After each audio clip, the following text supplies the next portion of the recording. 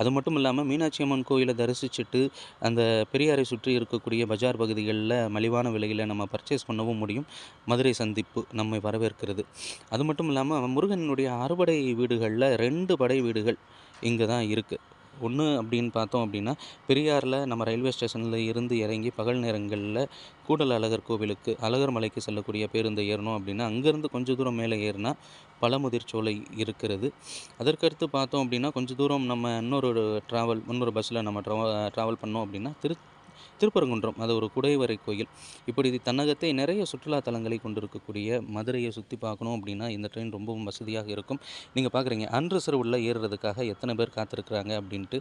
அதே மாதிரி மதுரையில இறங்குறவங்களும் நிச்சயமாக அதிகமான பேர் இருக்கிறாங்க. எல்லாமே தயாராயிட்டாங்க. கூட்டத்த பாருங்க. ஞாயிற்றுக்கிழமை கூட்டம் அப்படிங்கிறதுனால தான் நாங்க பெரும்பாலும் என்ன பண்ணோம் அப்படின்னா, மதுரையிலிருந்து அந்தியோதயா எக்ஸ்பிரஸ்ல தாம்பரம் வரைக்கும் போயிரலாம் அப்படின்னு முடிவு பண்ணியிருந்தோம்.